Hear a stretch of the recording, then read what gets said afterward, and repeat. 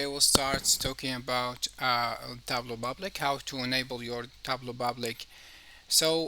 We discover so far till now we ask effective questions, we prepare our data, we start analyze, clean our data, and analyze our data. We do some calculations we're using spreadsheet and SQL. And now it's time for visualize your data. If you have an interview, if you have anything you need to show your work, and so Tableau Public is allow you to create your dashboard.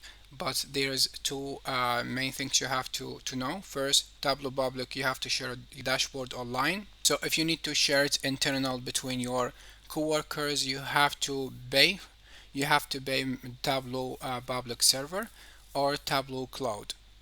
And but if you need to use the public one, as you can see in here, everyone is publishing her work online, so everyone can see and use their data. This one, Tableau Public, it is public platform, allow you to take any data from here.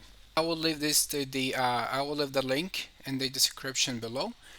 For you, when you click on the link, you will have to sign up. For me, I already signed in my account, so just click on sign up, put your username and password, then you create your account. To create your account, go for create.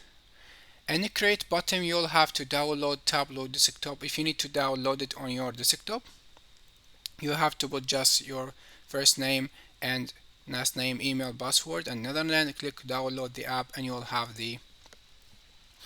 have Tableau Public download in your computer. So let's go for Tableau. So you'll have Tableau 2025 app. If you need to work as a desktop, you have this, and you'll create. This is the platform for the Tableau. And if you need to work, it's okay to work on the browser. If you don't need to download the desktop version, you can work in here. It's okay. You can just go for your profile and then create a viz. You start create a viz, and then here we go. You have a new workbook Tableau Public. This is how you enable your Tableau Public, and we'll start working on how to upload our data and start working.